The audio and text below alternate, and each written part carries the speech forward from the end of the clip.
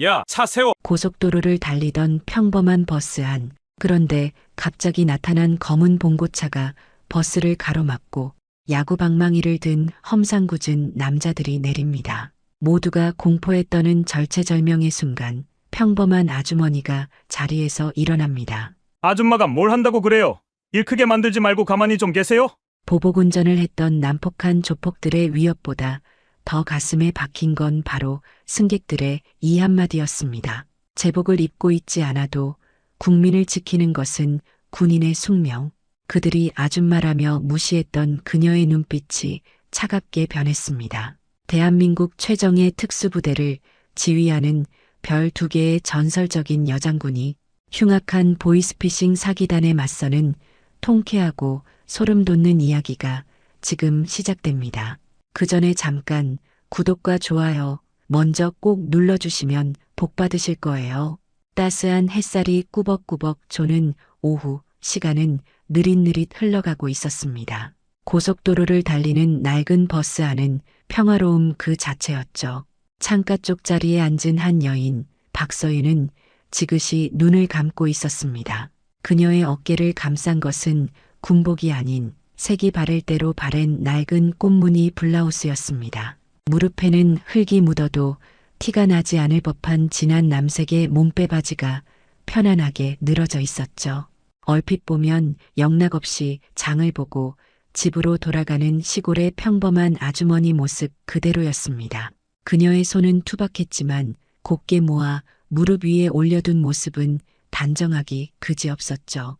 가끔 버스가 덜컹거릴 때마다 작게 고개를 까딱이는 모습은 영락없이 단잠에 빠진 사람처럼 보였습니다. 하지만 그녀는 자고 있는 것이 아니었습니다. 눈꺼풀 아래 그녀의 정신은 그 어느 때보다 맑고 또렷했습니다. 며칠간의 달콤한 휴가를 마치고 부대로 돌아가는 길, 늘 타던 딱딱한 군용 차량 대신 굳이 이 낡은 고속버스를 택한 데에는 이유가 있었습니다. 가끔은 이렇게 이름 없는 사람으로, 평범한 시민의 한 사람으로 섞여보고 싶었기 때문입니다. 자신이 지키고자 하는 이 나라의 진짜 모습을, 사람들의 평온한 일상을 바로 곁에서 느끼고 싶었던 것이죠. 버스 안 공기는 나른했습니다. 저만치 앞자리에서는 수학여행이라도 가는 듯 앳된 학생들이 자기들끼리 속닥거리며 웃음꽃을 피우고 있었습니다. 그 옆자리에는 머리가 희끗희끗한 노부부가 서로의 손을 꼭 잡은 채 창밖 풍경을 말없이 바라보고 있었죠.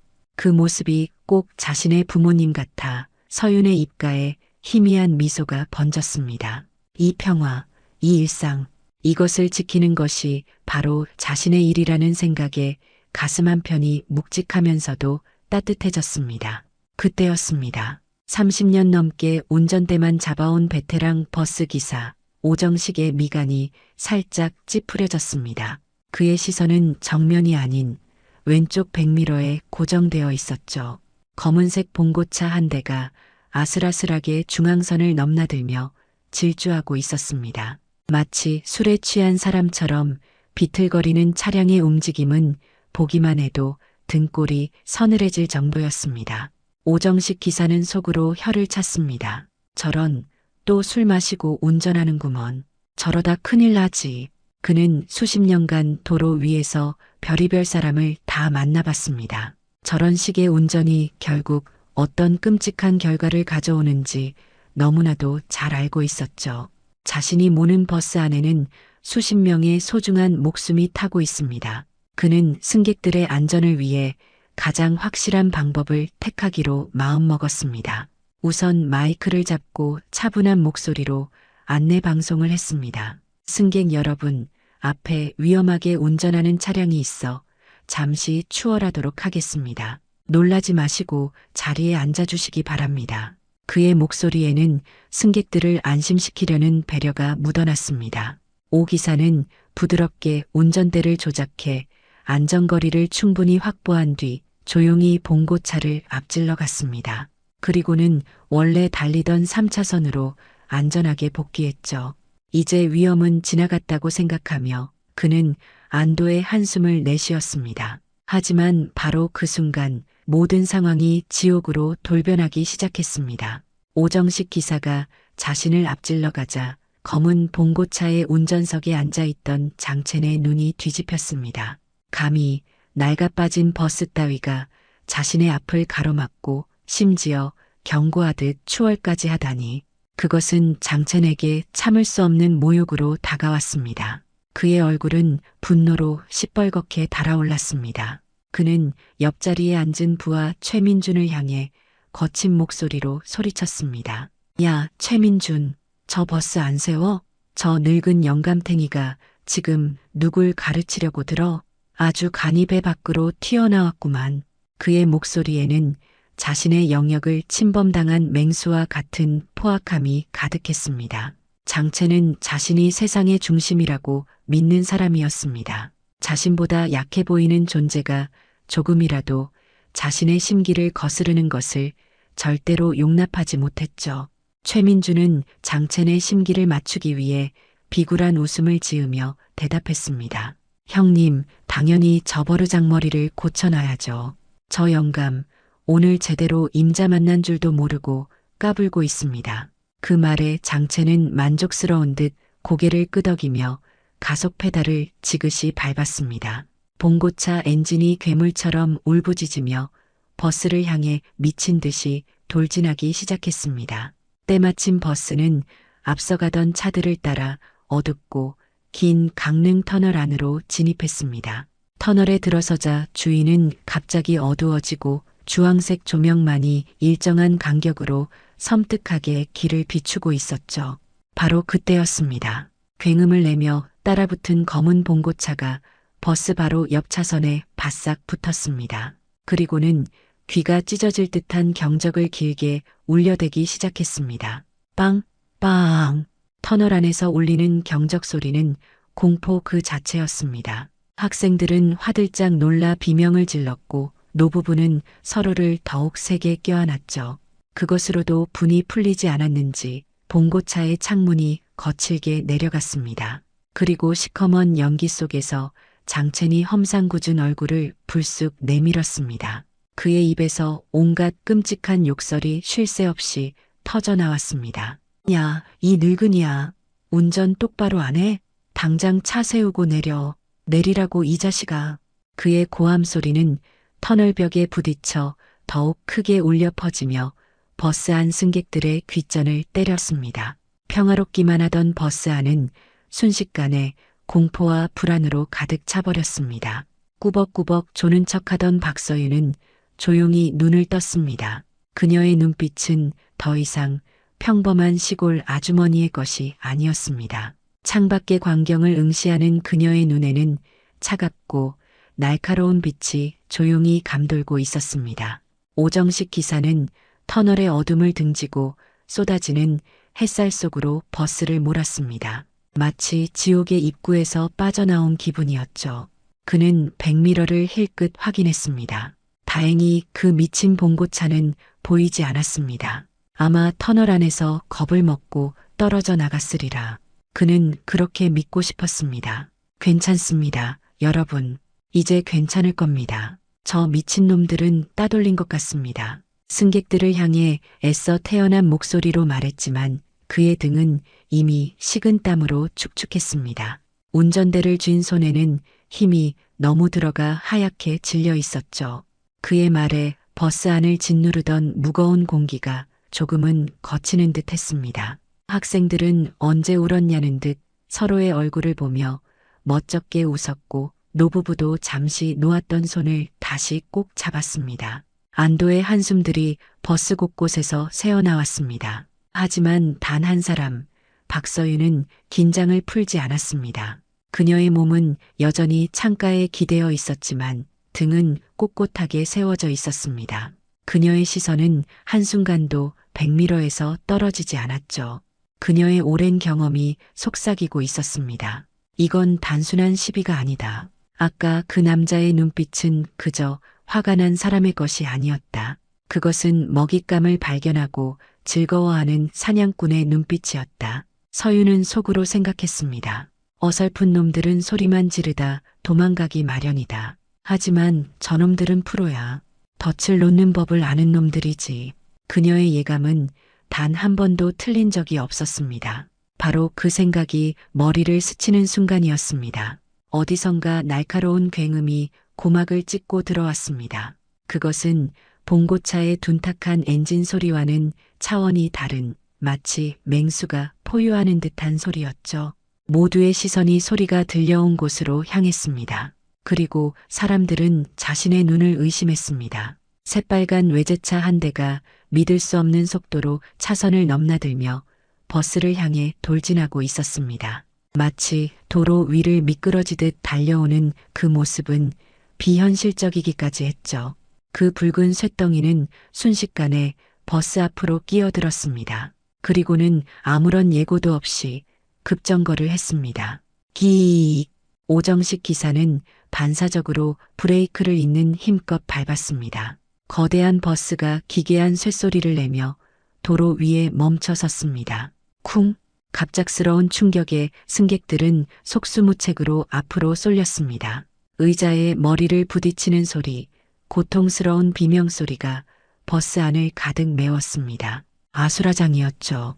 간신히 운전대에 몸을 기댄 오정식 기사가 떨리는 눈으로 앞을 보았습니다.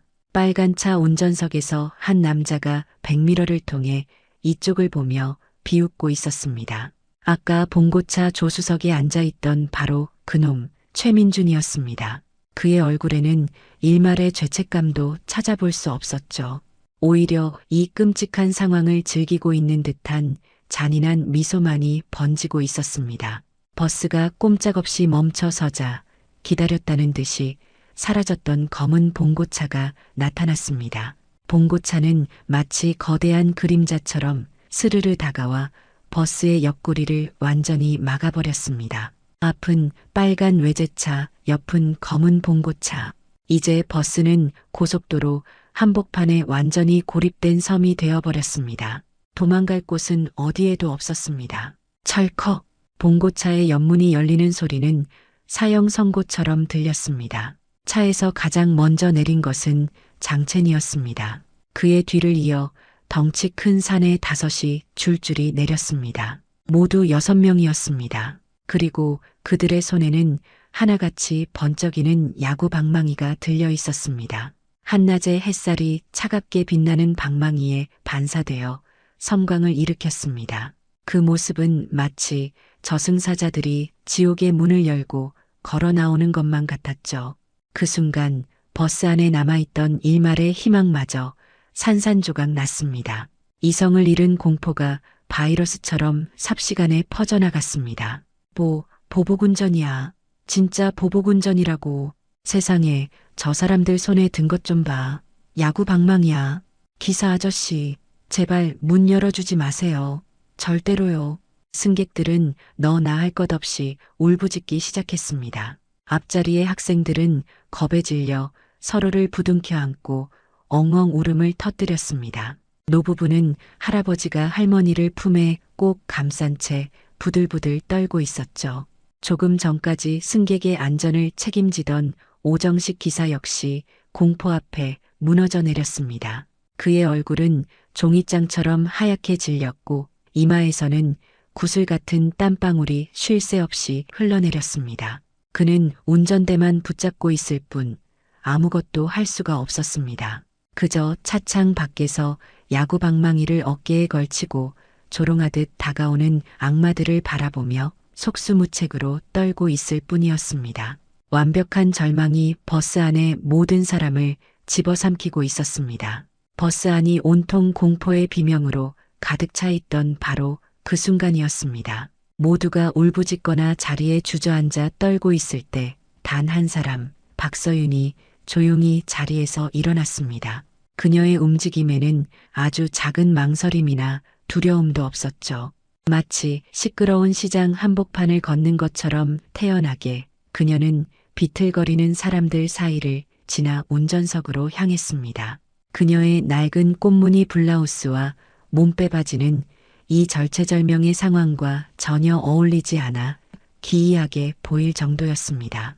그녀는 하얗게 질려 운전대만 붙잡고 있는 오정식 기사의 어깨에 가만히 손을 얹었습니다. 그리고는 낮고 차분한 목소리로, 하지만 이상하게 사람을 집중시키는 힘이 실린 목소리로 말했습니다. 기사님, 절대로 문을 열어주지 마십시오. 저런 하찮은 자들을 상대할 가치는 없습니다. 제가 이미 경찰에 신고를 마쳤습니다. 그녀의 목소리는 신기하게도 주변의 비명소리를 뚫고 오정식 기사의 귓속으로 똑똑히 파고들었죠. 물론 거짓말이었습니다. 아직 신고는 하지 않았습니다. 지금 같은 위기 상황에서 가장 먼저 해야 할 일은 가장 약한 고리인 지휘 체계를 바로잡는 것이었습니다. 공포에 질린 운전기사가 섣부른 판단으로 문을 여는 순간 모든 것이 끝장이라는 것을 그녀는 본능적으로 알고 있었습니다.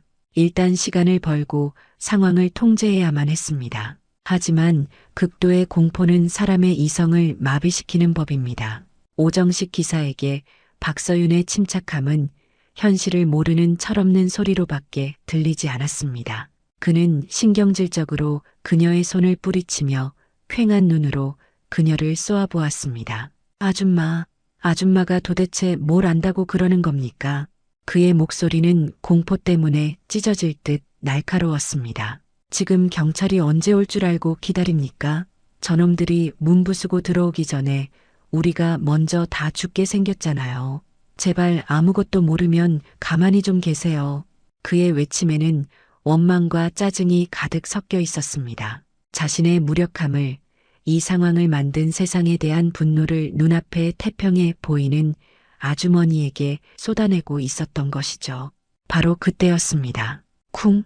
장첸이 들고 있던 야구방망이로 버스 앞 유리를 세게 내리쳤습니다. 유리에 금이 가지는 않았지만 그 둔탁한 충격음은 버스 앞 모든 사람의 심장을 철렁 내려앉게 하기에 충분했습니다.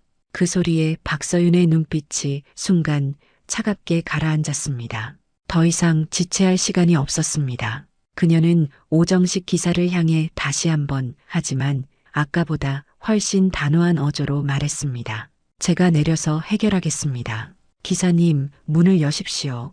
그것은 부탁이 아닌 명령에 가까운 말투였습니다. 그 순간 뒤쪽에서 어이없다는 듯한 비웃음 소리가 터져나왔습니다. 대학생으로 보이는 젊은 남자 승객이었습니다. 그는 믿을 수 없다는 표정으로 박서윤을 위아래로 훑어보며 비꼬는 투로 말했습니다. 아줌마, 지금 제정신이세요? 무슨 영화라도 찍는 줄 아시나 보네. 저기 밖에 덩치들 안 보여요? 야구 방망이 들고 있는 거 안 보이냐고요. 제발 가만히 좀 계세요. 아줌마 때문에 우리까지 다 위험해지기 전에. 그의 말에는 노골적인 조롱과 경멸이 담겨 있었습니다. 꽃무늬 옷을 입은 힘없는 아주머니가 상황 파악도 못하고 나선다는 비아냥이었죠. 박서윤은 조용히 입술을 깨물었습니다. 그녀를 향해 쏟아지는 것은 이제 공포의 시선이 아니었습니다. 저 아줌마 때문에 일이 더 커지는 거 아니야? 하는 의심과 불신. 왜 저렇게 나서는 거야? 하는 경멸과 짜증. 버스 안에 있는 모든 부정적인 시선이 오롯이 그녀에게로 향하고 있었습니다. 자신의 정체를 밝힐 수도 없는 상황. 그렇다고 자신이 지켜야 할 국민들이 눈앞에서 위협받는 것을 외면할 수도 없는 진퇴양난의 처지였습니다. 그녀는 속으로 움츠렸습니다. 이 사람들에게 나는 그저 꽃무늬 옷을 입은 아무 힘도 없는 아줌마일 뿐이겠지. 수십 년간 이 나라를 지키기 위해 몸을 단련하고 정신을 갈고 닦아온 내 시간을 어찌 말로 설명할 수 있을까? 군인의 신분을 밝히는 순간 더 큰 혼란이 올 것이다. 하지만 저 버러지 같은 놈들이 무고한 시민들을 겁박하는 것을 이대로 보고만 있을 수는 없다. 그녀의 마음속에서 뜨거운 불덩이와 차가운 얼음이 격렬하게 충돌했습니다. 답답함에 가슴이 꽉 막혀오는 듯 했습니다. 결국 박서윤은 아무 말도 하지 못했습니다. 그저 차가운 불신과 경멸의 눈빛들을 온몸으로 받아내며 버스 통로 한가운데에 외롭게 서 있을 뿐이었습니다. 모두가 절망의 구렁텅이에 빠져 허우적대던 바로 그때였습니다. 버스 맨 뒷자리에서 그림자처럼 조용히 앉아있던 한 젊은 여성이 자리에서 벌떡 일어났습니다. 그녀의 움직임은 공포에 질린 다른 승객들과는 완전히 달랐습니다. 마치 한 마리의 흑표범처럼 날렵하고 군더더기 없는 몸짓으로 그녀는 순식간에 버스 앞쪽으로 다가왔습니다. 사람들의 불신과 경멸을 한몸에 받으며 외롭게 서 있던 박서윤의 바로 곁에 멈춰섰죠. 그녀는 주변의 시선은 아랑곳하지 않고 오직 박서윤만을 향해 허리를 굽혔습니다. 그리고는 다른 사람들에게는 들릴 듯 말 듯한 하지만 군기가 바짝 들어간 목소리로 속삭였습니다. 충성, 사단장님, 707 특임단 김수진 중사입니다. 여기서 사단장님을 뵙게 될 줄은 꿈에도 몰랐습니다. 그 목소리는 박서윤의 귓가에 천둥처럼 울렸습니다. 김수진 중사. 그녀는 박서윤이 가장 아끼고 신뢰하는 직속 부하였습니다. 인간의 한계를 뛰어넘는 훈련을 밥 먹듯 소화해내는 그야말로 살아있는 인간병기였죠. 이 절망적인 상황 속에서 세상 가장 믿음직한 자신의 검을 만난 것입니다. 박서윤의 눈빛이 순식간에 변했습니다. 조금 전까지 고뇌하던 평범한 아주머니의 눈빛은 온데간데 없이 사라지고 수만 명의 목숨을 책임지는 지휘관의 날카롭고 차가운 눈빛으로 돌아왔습니다. 그녀는 김 중사를 바라보며 빠르고 정확하게 명령을 내렸습니다. 김 중사, 상황 파악은 끝났나? 네, 사단장님. 민간인 위협 세력 6명, 전원 무장 상태입니다. 좋다. 지금부터 작전을 개시한다. 민간인 피해는 절대 없어야 한다. 1분 내로 상황을 완전히 종료시킨다. 작전명은 쓰레기 대청소다. 우리 군의 명예를 더럽히는 저런 버러지들은 이 땅에서 흔적도 없이 치워버려야지. 할 수 있겠나? 박서윤의 목소리에는 한치의 흔들림도 없었습니다. 명령만 내려주십시오. 김수진 중사의 대답은 짧고 단호했습니다. 그녀의 눈은 이미 전장에 나선 전사처럼 뜨겁게 불타고 있었습니다. 박서윤은 다시 승객들을 향해 몸을 돌렸습니다. 조금 전과는 완전히 다른 사람이 서 있었습니다. 꽃무늬 블라우스를 입고 있었지만 그 몸에서 뿜어져 나오는 위엄은 마치 온몸을 갑옷으로 두른 장군과도 같았죠. 그녀는 버스 안의 모든 사람을 향해 조용하지만 거역할 수 없는 힘이 담긴 목소리로 명령했습니다. 지금부터 그 누구도 휴대폰을 꺼내지 마십시오. 소란을 피우지도 마십시오. 모두 고개를 깊이 숙이고 두 손으로 귀를 막으십시오. 여러분의 안전을 위한 저의 마지막 지시입니다. 그녀의 카리스마에 압도된 승객들은 마치 최면에 걸린 듯 누가 먼저랄 것도 없이 일사불란하게 움직이기 시작했습니다. 아줌마라고 조롱하던 대학생은 입을 멍하니 벌린 채 그녀의 말에 따랐고 울음을 터뜨리던 학생들도 울음을 뚝 그치고 좌석 밑으로 고개를 숙였습니다. 순식간에 버스 안에는 무거운 정적만이 감돌았습니다. 쉬익. 모두가 숨을 죽인 가운데 버스 문이 열리는 소리가 나지막하게 울려 퍼졌습니다. 버스 문이 열리고 2명의 여성이 모습을 드러내자 장채는 어이가 없다는 듯 콧방귀를 뀌었습니다. 이제야 기어 나오네. 영감탱이는 무서워서 숨고 아줌마 둘이 나오는 거냐? 하하. 그가 조롱 섞인 말을 채 끝마치기도 전이었습니다. 두 여인의 몸이 섬광처럼 튀어나갔습니다. 장첸의 눈에 보인 것은 자신을 향해 휘두른 야구방망이를 가볍게 흘려내며 파고드는 박서윤의 모습이었습니다. 그녀는 장첸의 손목을 부드럽게 감아주는가 싶더니 순식간에 반대 방향으로 꺾어버렸습니다. 우두둑. 뼈가 뒤틀리는 끔찍한 소리와 함께 장첸의 손에서 야구방망이가 힘없이 떨어져 나갔습니다. 크악. 그가 비명조차 제대로 지르지 못하는 사이 김수진 중사는 이미 나머지 5명의 조폭들 사이를 파고들고 있었습니다.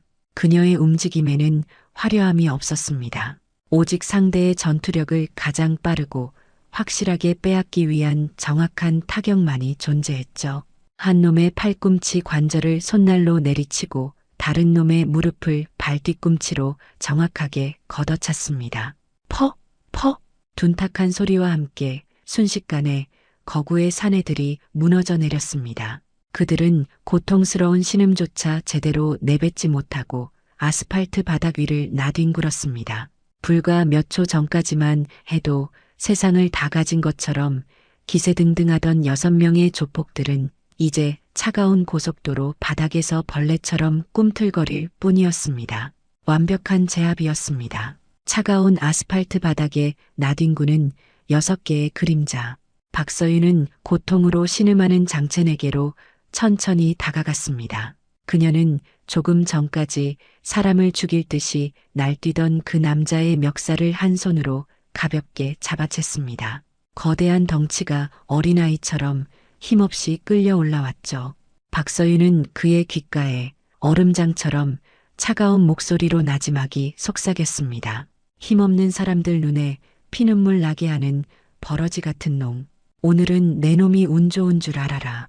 그 목소리는 비명보다 더 무서워서 장첸은 공포에 질려 온몸을 사시나무처럼 떨었습니다. 그녀는 장첸을 짐짝처럼 내동댕이 친 후 김수진 중사와 눈빛을 교환했습니다. 두 사람은 한치의 망설임도 없이 고통스러워하는 조폭들을 하나씩 들어 올려 그들의 봉고차 안으로 던져 넣었습니다. 마치 재활용 쓰레기를 분리수거하듯 그들의 움직임은 조용하고 신속했죠. 모든 조폭을 차 안에 쳐넣은 박서인은 길가에 나뒹굴던 뾰족한 돌멩이 하나를 주워 들었습니다. 그리고 봉고차의 앞바퀴 타이어 옆면을 힘껏 찔렀습니다. 피슈! 타이어에 구멍이 뚫리며 바람 빠지는 소리가 날카롭게 울려 퍼졌습니다. 그녀는 차 안에서 공포에 질려 이쪽을 쳐다보는 놈들을 향해 마지막 경고를 날렸습니다. 이거 고치고 2번 다시 내 눈에 띄지 마라. 이것이 내가 내 놈들에게 베푸는 마지막 잡이다. 그녀의 말에는 사람의 목숨을 거둘 수도 살릴 수도 있는 자의 무게감이 실려 있었습니다. 바로 그 순간 저 멀리서 경찰 사이렌 소리가 들려오기 시작했습니다. 점점 가까워지는 소리에 버스 앞을 막고 있던 빨간 페라리 안에서 최민준이 화들짝 놀랐습니다. 그는 이 모든 상황이 믿기지 않는다는 듯 멍하니 있다가 경찰이라는 소리에 정신이 번쩍 든 것이죠. 그는 겁에 질린 얼굴로 다급하게 차를 돌려 타이어가 찢어지는 소리를 내며 쏜살같이 도망쳐버렸습니다. 잠시 후 경찰차 2대가 현장에 도착했습니다. 차에서 내린 경찰들은 눈앞의 광경을 보고 입을 다물지 못했습니다. 고속도로 한복판에 멈춰선 버스 한 대, 그리고 옆에는 타이어가 주저앉은 봉고차, 그 안에서는 덩치 큰 남자 여럿이 깨진 그릇처럼 끙끙 앓는 소리를 내고 있었죠. 상황 파악이 전혀 되지 않는 기묘한 풍경이었습니다. 경찰 한 명이 상황 파악을 위해 버스에 올라탔습니다. 그는 당연히 겁에 질린 승객들이 서로 먼저 증언하겠다고 아우성칠 것이라 예상했습니다. 승객 여러분, 괜찮으십니까? 방금 무슨 일이 있었는지 목격하신 분 계시면 말씀 좀 부탁드립니다. 그러나 그의 예상은 완전히 빗나갔습니다. 버스 안은 이상할 정도로 조용했습니다. 승객들은 공포가 아닌 경외감과 놀라움이 뒤섞인 눈으로 서로의 얼굴만 쳐다볼 뿐이었죠. 모두의 시선이 한 곳으로 향하는 것을 눈치챈 경찰이 다시 물었습니다. 그때였습니다. 모두의 예상을 깨고 가장 먼저 입을 연 사람은 운전기사 오정식이었습니다. 그는 아까의 공포는 어디로 갔는지 결심을 굳힌 얼굴로 자리에서 일어나 말했습니다. 아무 일도 없었습니다. 경찰관님. 그의 목소리는 아직 조금 떨렸지만 눈빛만은 확고했습니다. 저기 저 차들이 자기들끼리 운전 시비가 붙어서 싸우다가 저렇게 된 것 같습니다. 저희는 버스가 갑자기 멈춰서 무서웠을 뿐 제대로 보지는 못했습니다. 믿을 수 없는 말이었습니다. 그의 말이 끝나자 이번에는 박서윤을 조롱했던 젊은 대학생이 자리에서 일어났습니다. 그는 얼굴이 벌겋게 상기된 채 차마 박서윤 쪽은 쳐다보지도 못하고 경찰을 향해 말했습니다. 네, 맞아요. 기사님 말씀이 맞습니다. 저희는 너무 놀라서 아무것도 못 봤어요. 그것은 기적과도 같은 침묵의 동맹이 시작되는 순간이었습니다. 네, 못 봤어요. 저희는 아무것도 몰라요. 여기저기서 약속이나 한 듯 똑같은 대답들이 터져 나왔습니다. 승객들은 이제 두 여인의 정체가 평범한 사람이 아니라는 것을 어렴풋이 짐작하고 있었습니다. 그리고 그들을 자신들을 구해준 이름 모를 영웅들을 보호하기 위해 기꺼이 의로운 공모자가 되기로 마음먹은 것이었죠. 경찰들은 황당했지만 목격자가 한 명도 없으니 어쩔 도리가 없었습니다. 오정식 기사는 경찰에게 다가가 보복운전 장면이 담긴 블랙박스 영상이 있다고 말했습니다. 하지만 그는 교묘하게 두 여인이 버스에서 내리기 전까지만의 영상만을 제출하며 사건을 단순 시비로 축소시켰습니다. 경찰들이 조폭들을 연행하고 현장을 수습하는 어수선한 틈을 타 박서윤과 김수진은 조용히 버스에 다시 올라탔습니다. 아무 일도 없었다는 듯 두 사람은 원래 앉았던 자리로 돌아갔습니다. 다시 창가에 기댄 박서윤은 그저 피곤한 시골 아주머니의 모습으로 돌아가 있었고 김수진은 꼿꼿한 자세로 앞을 주시할 뿐이었습니다. 잠시 후 버스는 다시 부르릉 시동을 걸고 목적지를 향해 움직이기 시작했습니다.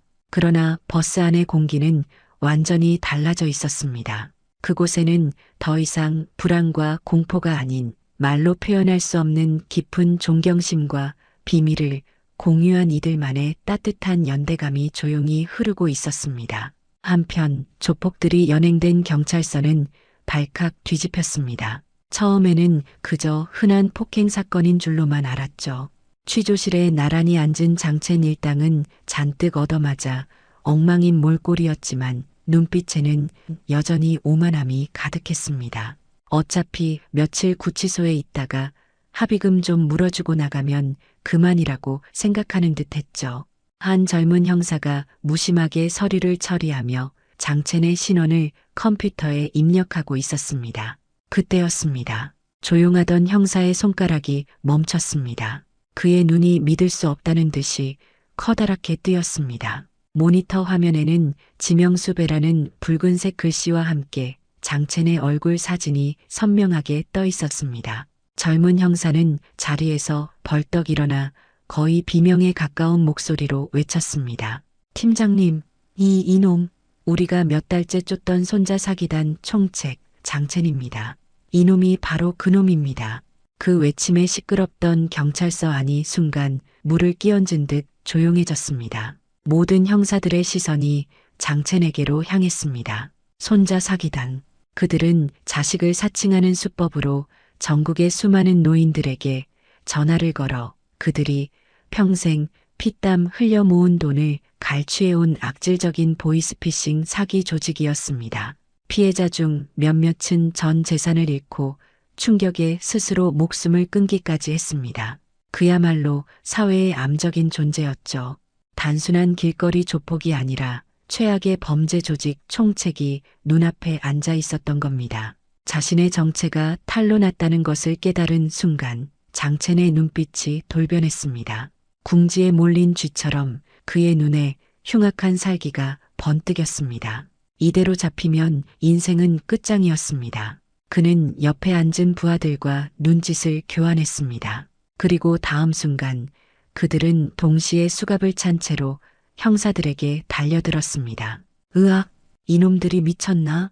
경찰서는 순식간에 아수라장이 되었습니다. 그들은 필사적으로 형사들의 총을 빼앗으려 했지만 훈련된 형사들의 완강한 저항에 막혔습니다. 혼란이 극에 달한 틈을 타 장첸은 미친 듯이 경찰서 밖으로 뛰쳐나갔습니다. 때마침 경찰서 앞에는 시동이 켜진 채 잠시 정차해 있던 경찰차 한 대가 서 있었습니다. 장첸은 한치의 망설임도 없이 운전석에 올라탔고 뒤이어 부하들이 우르르 차에 올라탔습니다. 기익! 경찰차는 요란한 사이렌을 울리며 어처구니 없게도 경찰서를 유유히 빠져나갔습니다. 경찰서는 분노와 고함 소리로 가득 찼고 즉시 전국에 긴급 수배령이 내려졌습니다. 사건을 지휘하던 형사팀장은 망연자실하게 서서 머리를 쥐어뜯었습니다. 어디로 갔을까? 저놈들은 이제 더 이상 잃을 게 없다. 어디로 향할까? 그의 머릿속에 번개처럼 한 가지 생각이 스쳐 지나갔습니다. 복수! 그놈들은 복수하러 갈 것이다. 유일한 목격자인 버스 승객들을 향해서 그는 직감적으로 그들이 버스를 향할 것이라고 판단했습니다. 자신들을 경찰에 신고한 증인들을 살려둘 리가 없었기 때문이죠.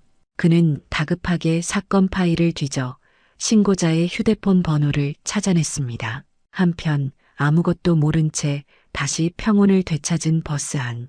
박서윤의 주머니에서 갑자기 요란한 벨소리가 울렸습니다. 그녀가 전화를 받자마자 수화기 너머에서 다급하고 절박한 목소리가 터져 나왔습니다. 시민분, 큰일 났습니다. 방금 그놈들이 경찰서를 뒤집어 놓고 경찰차를 훔쳐서 그쪽으로 가고 있습니다. 분명히 복수하려는 겁니다. 제발 당장 그 버스를 세우고 피하십시오. 전화를 끊은 박서윤의 얼굴에는 아무런 표정 변화가 없었습니다. 하지만 그녀의 눈빛은 얼음장처럼 차갑게 식어 있었습니다. 조금 전까지 남아있던 아주머니로서의 온기는 흔적도 없이 사라졌습니다. 그녀는 옆자리에 앉은 김수진 중사를 돌아보았습니다. 김 중사는 이미 모든 상황을 파악했다는 듯 긴장된 얼굴로 그녀를 바라보고 있었죠. 박서윤이 지독할 정도로 낮은 목소리로 말했습니다. 그 목소리에는 분노를 넘어선 서늘한 결의가 담겨 있었습니다.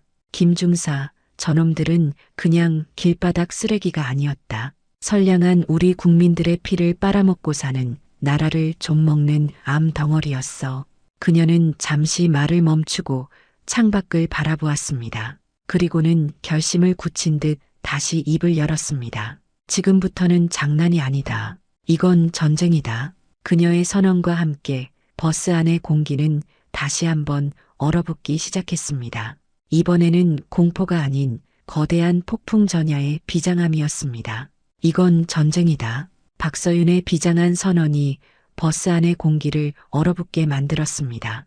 그녀는 곧바로 운전석으로 향했습니다. 그녀의 눈빛을 본 오정식 기사는 자기도 모르게 침을 꿀꺽 삼켰습니다. 조금 전까지 겁에 질려 떨던 운전기사는 온데간 없고 마치 사령관을 마주한 병사처럼 등골을 꼿꼿이 세웠습니다. 박서윤이 앞쪽의 어두운 터널 입구를 가리키며 명령했습니다. 기사님, 지금 당장 전방에 보이는 터널 입구로 버스를 몰아 가로로 돌려주십시오. 저 사회의 암덩어리들이 빠져나갈 단 하나의 구멍도 없이 완벽한 함정을 만드는 겁니다. 그녀의 목소리에는 거역할 수 없는 힘이 실려 있었습니다. 오정식 기사는 단 1초의 망설임도 없이 힘차게 고개를 끄덕였습니다. 알겠습니다. 그는 수십 년 경력의 모든 것을 쏟아부어 거대한 버스를 조종하기 시작했습니다. 기익! 거대한 차체가 울부짖으며 방향을 틀었고 마침내 터널의 입구를 완전히 가로막는 거대한 철옹성이 되었습니다. 버스 안의 승객들 역시 더 이상 공포에 떨지 않았습니다.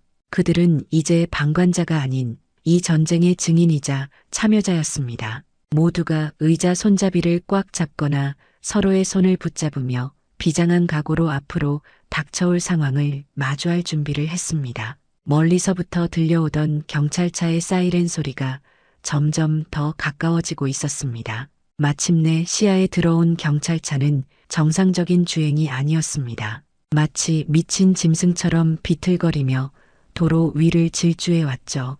사이렌 소리를 울리며 달려오던 경찰차는 터널을 막아선 버스를 발견하고는 타이어가 찢어지는 소리를 내며 바로 앞에서 급정거했습니다.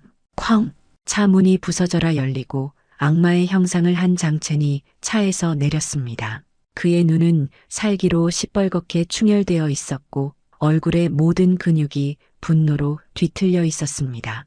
그는 이성을 완전히 잃어버린 듯 보였습니다. 그의 손에는 경찰차에서 빼낸 듯한 묵직한 타이어 렌치가 들려 있었습니다. 이 아줌마가 진짜 죽고 싶어서 환장을 했구나. 내년 때문에 내 인생이 완전히 끝장났어. 좋아. 오늘 여기서 다 같이 죽는 거야. 장첸의 고함과 함께 그의 부하들도 하나둘씩 차에서 내려 섬뜩한 무기를 손에 쥔 채 버스를 향해 다가왔습니다. 쉿! 그들 앞으로 버스 문이 다시 열리고 박서윤과 김수진 중사가 나란히 땅 위로 내려섰습니다. 마치 거대한 성문 앞에서 적을 맞이하는 두 명의 장수처럼 그들은 미동도 없이 서서 다가오는 악의 무리를 바라보았습니다. 장첸이 미친 듯이 소리를 지르며 달려드는 바로 그 순간 박서윤이 나지막이 입을 열었습니다. 그녀의 목소리는 조용했지만 터널 입구의 모든 소음을 잠재울 만큼 강력한 힘을 가지고 있었습니다. 내 놈의 인생이 끝장난 건 결코 나 때문이 아니다. 그녀는 달려드는 장첸을 차가운 눈으로 응시하며 말을 이었습니다. 그것은 내 놈들이 힘없고 연로하신 어르신들을 속여 넘기고 아들, 딸인 척 연기하며 그분들이 평생 모은 재산을 빼앗고 그분들의 가슴에 피눈물을 흘리게 한 그 끔찍한 죄 때문이다. 오늘 내가 하늘을 대신해서 내 놈들의 그 죗값을 하나도 남김없이 전부 받아주겠다. 그것은 최후의 심판을 알리는 선언이었습니다. 두 번째 싸움은 이전과는 차원이 달랐습니다. 그것은 제압이 아닌 심판 그 자체였습니다. 김수진 중사는 5명의 조무래기들을 향해 돌진했습니다. 그녀의 몸은 마치 춤을 추는 것 같았지만 그 손과 발이 닿는 곳마다 뼈와 관절이 부서지는 소리가 울려 퍼졌습니다. 단순히 쓰러뜨리는 것이 아니었습니다. 상대의 오만함과 폭력성을 그 뿌리부터 뽑아내어 다시는 악한 마음조차 품지 못하도록 그들의 몸과 영혼에 공포를 새겨 넣는 과정이었죠. 박서윤은 오직 장첸 한 사람만을 상대했습니다. 그녀는 마치 거대한 산처럼 그의 앞을 막아섰습니다. 장첸이 휘두르는 타이어 렌치를 종이 한 장 차이로 피하며 그녀는 그의 공격이 모두 허공을 가르도록 만들었습니다. 그의 숨이 턱까지 차오르고 팔이 지쳐갈 때쯤 박서윤이 처음으로 움직였습니다. 퍽! 그녀의 주먹이 장첸의 어깨를 정확하게 가격했습니다.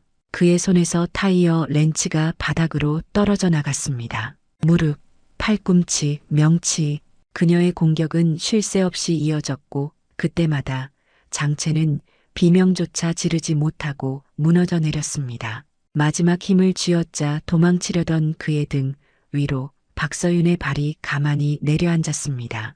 꼼짝없이 바닥에 짓눌린 장첸이 공포에 질려 고개를 들었습니다.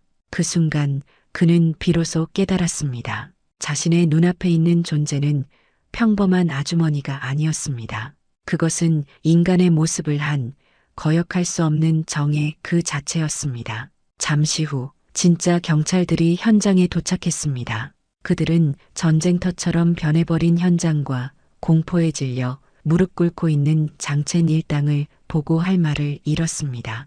혼란스러운 상황 속에서 박서윤은 아무렇지 않게 탈취되었던 경찰차 조수석으로 다가가 문을 열었습니다. 그리고 그 안에서 수많은 대포폰과 함께 피해 노인들의 이름과 피해 금액이 빼곡히 적힌 두꺼운 사기 장부를 꺼내 들었습니다.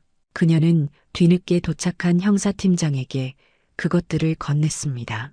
이 안에 저놈들이 저지른 모든 죄악이 담겨 있을 겁니다. 이것으로 한 분이라도 더 눈물을 닦을 수 있기를 바랍니다. 형사팀장은 장부를 받아들고 감격과 경외가 뒤섞인 목소리로 말했습니다. 정말 감사합니다. 두 분의 용감한 행동을 정식으로 알려 큰 포상을 받도록 하겠습니다. 하지만 박서윤은 조용히 고개를 저었습니다. 저희는 알려지길 원치 않습니다. 저희에게 주실 포상이 있다면 이 장부에 이름이 적힌 피해자분들의 억울함을 풀어주십시오. 그것이 저희에게는 가장 큰 포상입니다. 모든 상황이 끝나고 버스는 다시 길을 떠났습니다. 무겁게 가라앉은 침묵 속에서 박서윤에게 가만히 계시라고 핀잔을 줬던 젊은 승객이 자리에서 일어나 그녀에게 다가왔습니다. 그는 차마 고개를 들지 못한 채 90도로 허리를 깊이 숙였습니다. 어르신 정말 죄송합니다. 제가 너무나도 어리석었습니다. 그리고 정말 감사합니다. 오늘 일은 평생 잊지 못할 겁니다. 그의 진심 어린 사과를 시작으로 버스 안의 모든 승객들이 약속이라도 한 듯 조용한 박수를 치기 시작했습니다.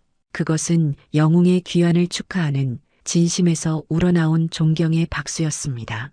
어느덧 시간은 흘러 창밖은 붉은 석양으로 물들고 있었습니다. 창가에 나란히 앉은 박서윤과 김수진 중사는 말없이 노을을 바라보고 있었죠. 박서윤이 피식 웃으며 먼저 입을 열었습니다. 김 중사, 오늘 일 덕분에 아주 맛깔나는 평생 술안주가 생겼어. 안 그런가? 그 말에 늘 군기가 바짝 들어있던 김수진 중사의 얼굴에도 환한 웃음꽃이 피었습니다. 그렇습니다. 사단장님, 평생 기억될 아주 특별한 휴가 마지막 날이었습니다. 두 사람은 더 이상 단순한 상사와 부하가 아니었습니다. 누구도 알지 못하는 비밀스러운 전설을 공유한 영원한 전우가 되어 나란히 석양을 향해 달려가고 있었습니다. 오늘의 사연 어떻게 들으셨나요? 오늘도 귀한 시간 내어주시고 끝까지 시청해주신 구독자 여러분, 진심으로 감사드립니다. 그리고 사랑합니다. 다음 영상을 누르시기 전에 잠깐 구독과 좋아요 먼저 꼭 눌러주시면 부자 되실 거예요.